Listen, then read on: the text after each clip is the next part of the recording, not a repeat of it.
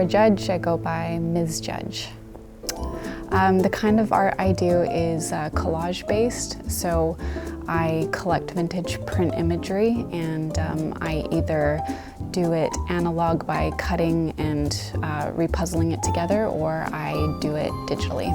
So my interest in vintage print material actually began when I was quite young. I recall flipping through old Life magazines with my grandparents, and I became very fascinated with the vintage advertisements, and just that it was almost like a time warp. It's a time that will never happen again, and I have such respect for how they executed their advertisements and just the way that they put their magazines together.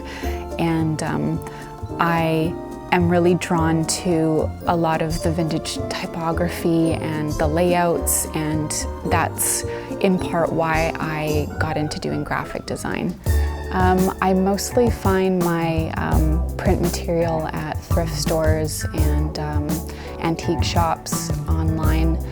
As I've been using vintage pornography in my work for almost 10 years now, people have started to reach out to me knowing that I'll put it to good use. So I've accumulated probably over 3,000 magazines of various titles in that time. I organize my print material by titles in magazine holders. I have all of my vintage pornography separated by title, and then I have all of my Life magazines, textbooks, National Geographics in bookcases and in a vintage trunk that I have. So when I started collaging as a teenager, it was very, kind of punk rock. I was decoupaging, punk songs onto my wooden furniture, and my walls were covered in band posters and Thrasher magazine images. And as a collage artist, your materials are very connected to what you have access to. And it just so happened that I came across an online ad for a store that was closing that was selling a bunch of vintage adult magazines, and I went in there and just offered them money for the entire case of it, and that really kind of blew the door open for me having enough material to then, pair with my other collection items of Life magazines and National Geographics. It was just something that I had been ruminating on, and then the opportunity presented itself for me to, purchase a huge collection. And since then, I've had so many people reach out when they've come across collections, and they've been so gracious and kind to share those with me, just knowing that I'll put them to good use. I've found that the collage community online has been really supportive. I've made friends all over the world that I'll never meet in person because of collage. I consistently send magazines over to the UK and different states in the US because I've made friends with people that can't seem to access the material that I've been able to find, and we've become such good friends that we've been able to share these materials with one another, because within collage there's actually so many different styles.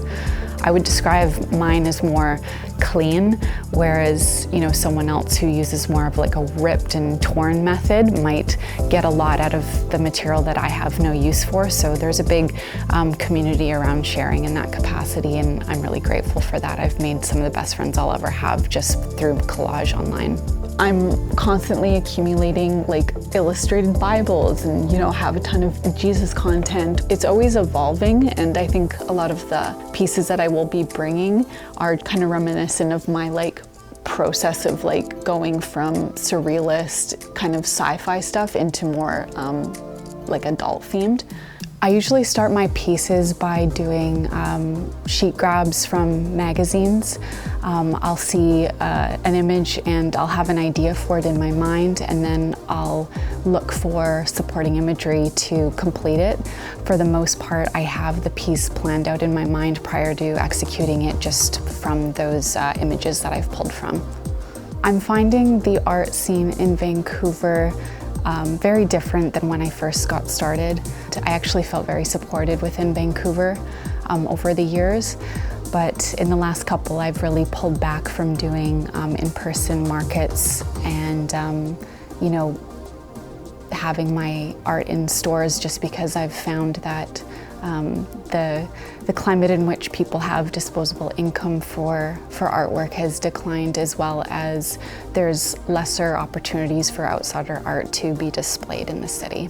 I found out about the art show. I was doing a local market, and the organizer Emma showed up to the market, and we got to chatting and really started to see her vision of the show just from her speaking about it, and got pretty excited about it.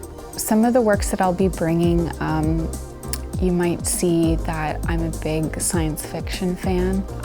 Lots of retro futurism, playing with scale, kind of the idea of the 50-foot woman, really focusing on the empowerment of women in a way of repurposing, you know, vintage adult magazines that weren't necessarily made for women. These are magazines that I find don't really have a place today, so it's a challenge to kind of turn it around and make it more of a more inclusive and supportive towards women type of art style. There's not a lot of outlets for the kind of work that I do.